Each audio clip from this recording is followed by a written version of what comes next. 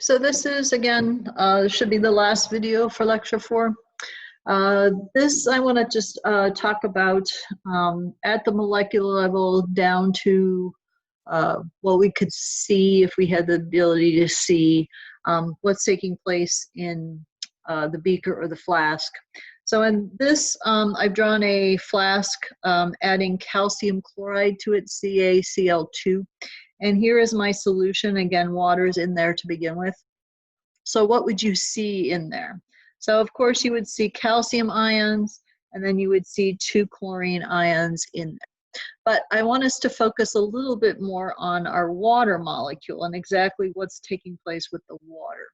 So if you might recall from first year chemistry, oxygen has a slightly negative charge, hydrogen has a slightly positive charge.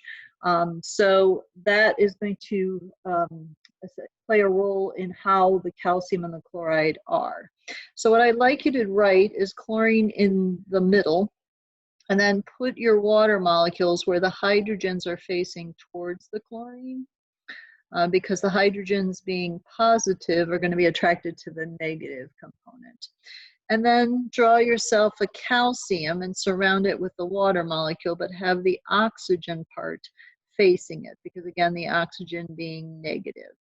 Again, we will cover this a little bit more further on down the line, but you will see in your notes, I've produced another example.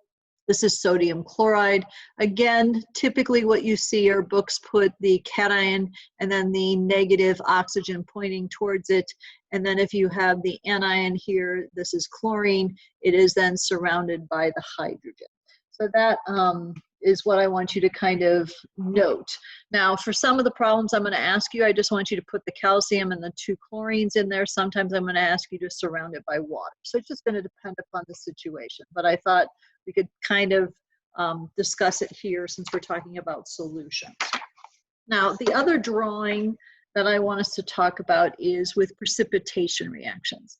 So I'm mixing silver nitrate and I'm mixing sodium chloride, and they are both aqueous, and they both switch partners essentially, so it's a double replacement. You make silver chloride and you have sodium nitrate, and again, nitrates are always soluble, sodium is always soluble, so this is your precipitation. So for these types of reactions, I do want you to kind of draw them a particular way, I guess, is a way to kind of focus on this. So in the beginning or at the start, you could either draw 1 container or 2 containers. I want you to put the ions in solution as proportionate to their balancing. So this one is pretty simple because everything is 1 to 1. So I want to see, and you could put them all together if you want, but then the only stipulation I have is that your product is all in 1 beaker. Okay. Now, in particular, the sodium and the nitrate are going to be in aqueous form. But what I want you to do is on the bottom is I want you to make the precipitates. So precipitates, I always want you to write on the bottom of the container because they would, with gravity, fall to the bottom. If you happen to have a certain color for the sodium, for the silver and the chloride, then you kind of color it that way. But you want to put the 2 ions together to say that they are in a solid form on the bottom of that beaker. That's going to be kind of how you see most precipitates given in the book. So I did include another picture for you. This one happens to be the reaction between potassium chromate and barium nitrate.